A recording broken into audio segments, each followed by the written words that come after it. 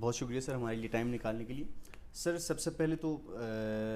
میرا سوال یہ ہے کہ ایک تو جولائی سے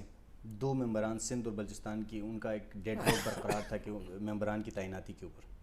ٹھیک ہے، ٹھیک ہے. اب اسی پر آپ جی نے سر. آنا چاہتے ہیں؟ جی سر. اچھا، بسم اللہ الرحمن الرحیم. سب سے پہلی بات یہ ہے کہ الیکشن کمیشن آف پاکستان کے دو ہمارے ممبر جو تھے وہ 26 جنوری 2019 کو وہ اپنے عہدے سے سبکدوش اس لیے ہوئے کہ 22ویں امینڈمنٹ میں یہ فیصلہ ہوا تھا کہ جو الیکشن کمیشن کے جو 4 ممبر ہیں ان میں 2 ممبر جو ہیں وہ 2.5 سال کے بعد آٹومیٹک ریٹائر ہو جائیں تھرو بیلٹ سسٹم کے تحت. یعنی بیلٹ سسٹم کے تحت انہیں 2 ممبر جو ہیں وہ ریٹائرڈ ہو گئے 26 جنوری 2019 کو. یہ ایک انہوں نے 22 امینڈمنٹ میں اس لیے طریقہ اختیار کیا تھا کہ اگر چاروں ممبر کو ایک ہی وقت رکھا جاتا تو چاروں ممبر ایک ہی دن ریٹائر ہو جاتے تو پھر ایک بہت بڑا ایک آئینی بحران پیدا ہو جاتا ہے کہ جب تک ان کی اپائنٹمنٹ نہ ہوتی تو الیکشن کمیشن ممبر ہی کوئی تھا. تو انہوں نے بڑا ایک سادہ سا آسان طریقہ یہ رکھا جیسے سینٹ میں ہوتا ہے کہ ہر 3 سال کے بعد ان کے باقاعدہ جو ہے 3 سال کے بعد ان کی ریٹائرمنٹ ہو جاتی ہے اور پھر نیکسٹ جو ہے وہ آٹومیٹک اپنے صوبائی اسمبلیوں کے ذریعے قومی اسمبلی کے ذریعے ان کا انتخاب ہو جاتا ہے. اسی طرح انہوں نے یہ کہا ہے کہ الیکشن کمیشن پاکستان میں کہ 4 ممبروں میں سے 2 ممبروں کی انہوں نے ڈرا نکال لیا اور ڈرا نکالنے کے بعد 2 ممبر جن کے نام آ گئے اس میں بیلٹنگ میں تو وہ ریٹائرڈ ہو گئے اور 2 ممبرس موجود ہیں. تو یہ ایک اچھا طریقہ ہے تاکہ سلسلہ چلتا رہے. لیکن اتفاق سے یہ ہوا ہے کہ حکومت کی جو موجودہ حکومت کی جو آئی ہے اقتدار میں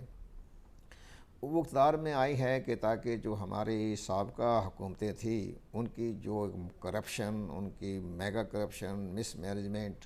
اور جو انہوں نے پاکستان کے اندر بقول اس حکومت کے کہ جو انہوں نے بے قاعدگیاں کی اس کے بل بوتے پر یہ حکومت اقتدار میں آئی. تو انہوں نے اپنے مینوفیسٹو کے مطابق ہی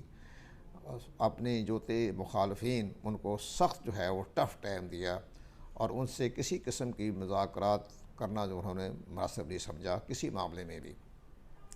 اگر وہ کسی معاملے میں اگر کسی آئینی معاملے میں قانونی معاملے میں ان سے مشاورت کرتے تھے پھر ظاہر ہے تو پھر وہ گیو اینڈ ٹیک کا مسئلہ پیدا ہو جاتا. تو یہ اس حکومت کے جو ترجمان ہیں وہ اپنے صحیح طریقے سے بات کرنے میں ان کے اندر وہ وزڈم نہیں ہے. ورنہ اگر وہ اسی طرح جیسے میں بتا رہا ہوں کہ ان کا مقصد یہ تھا کہ تاکہ ہم اپوزیشن کو اپنے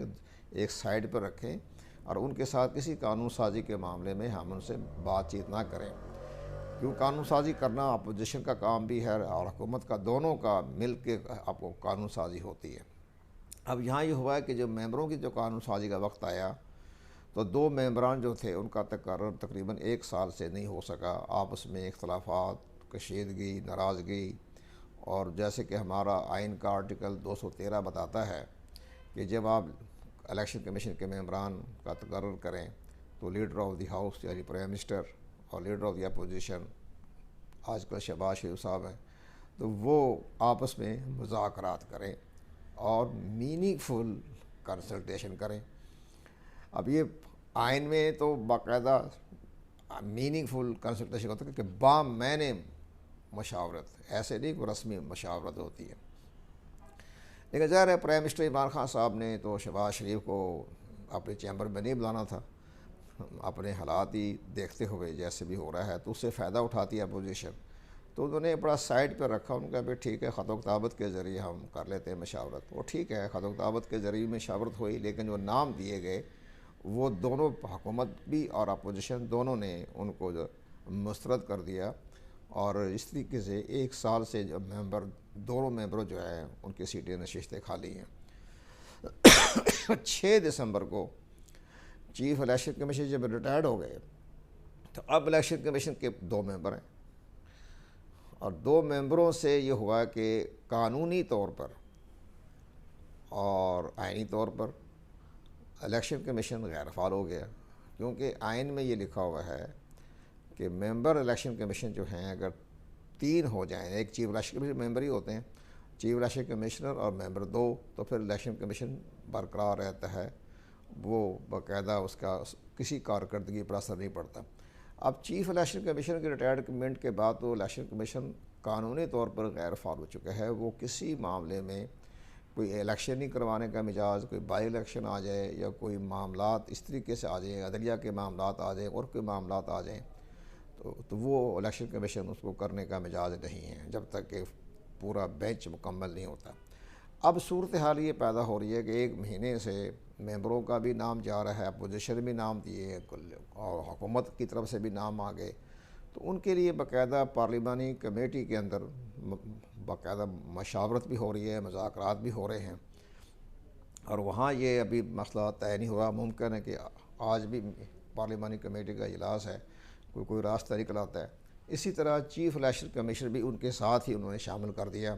کہ ایک ہی نشست میں، یعنی قومی جب جو ہو رہا ہے قومی اسمبلی کی پارلیمانی کمیٹی، تو وہ اس میں چیف الیکشن کمیشنر صاحب کا بھی اور 2 ممبروں کا فیصلہ ہونا ہے۔ اب چیف الیکشن کمیشنر کے بارے میں یہ ہوگا کہ پہلی دفعہ کہ حکومت اور اپوزیشن نے جو نام دیے وہ ٹیکنوکریٹس کے دیے، یعنی وہ بیوروکریٹ ہیں، وہ بیوروکریٹ ٹیکنوکریٹ ہی ہوتا ہے۔ انہوں نے جو ٹیکنوکریٹس کے لحاظ سے جو بیوروکریٹ جو نام دیے، دونوں طرف سے اچھے نام آئے ہیں، گورنمنٹ کی طرف سے بھی اور اپوزیشن کی طرف سے بھی،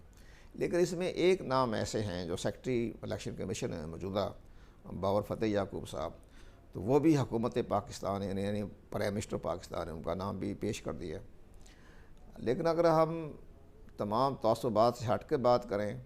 تو اس وقت جو لاٹ میں سب سے زیادہ جو فیوریبل لاٹ جاری ہے اس میں باور فتح یعقوب کو سپورٹ اس لیے ہم کر رہے ہیں کہ وہ 4 سال سے سیکرٹری الیکشن کمیشن ہے، اب بھی سیکرٹری الیکشن کمیشن ہے، تو وہ سارا سسٹم کو سمجھتے ہیں الیکشن کا جتنا بھی۔ یہ الیکشن کا سسٹم بڑا پیچیدہ ہوتا ہے اور بڑا گہرا ہوتا ہے، اس کے اندر بڑی وزڈم کی ضرورت ہوتی ہے، پرامپٹ فیصلے کرنے ہوتے ہیں،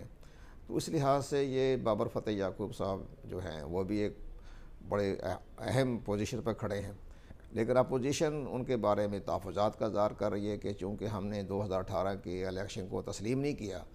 تو اگر ہم ان کی شخصیات کو چیف الیکشن کمیشن بنا دیتے ہیں تو ہمارا سارا جو ایک بیانیہ جو ہے اس کے منفی جائے گا،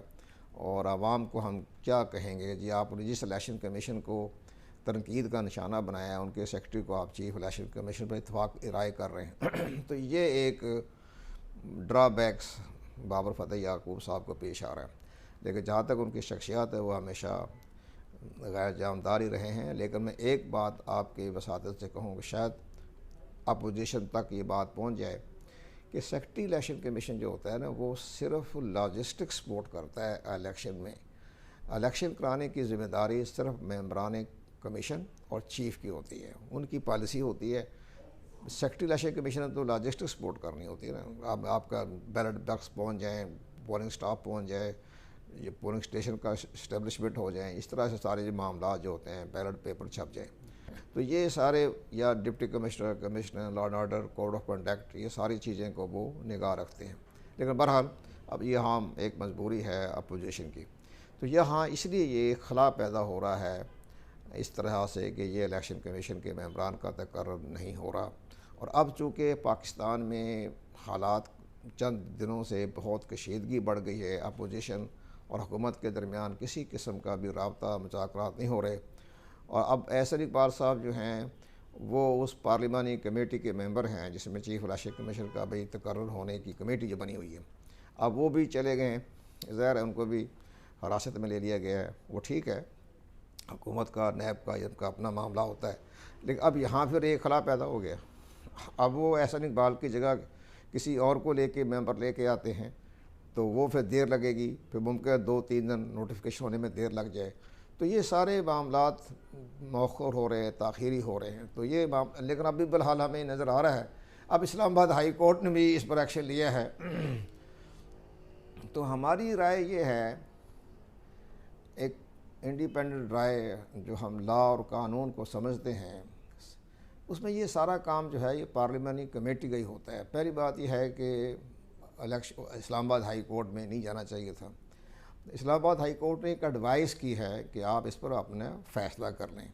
اب اسلام آباد ہائی کورٹ ہو یا سپریم کورٹ آف پاکستان ہو، وہ کوئی قانون سازی تو نہیں کر سکتی، وہ تو مشورہ دے سکتی۔ انہوں نے ایک لارجر انٹرسٹ میں مشورہ دیا کہ بھی آپ پارلیمانی کمیٹی میں بیٹھ جائیں، اختلاف اپنی جگہ پر رکھیں، لیکن پاکستان کا اسٹیٹ کا معاملہ ہے تو آپ بیٹھ کے فیصلہ کریں۔ تو یہ فیصلہ میرا خیال میں یہ چند روز میں ہو جائے گا، تو اس میں زیادہ کوئی اب تاخیری نہیں ہونی.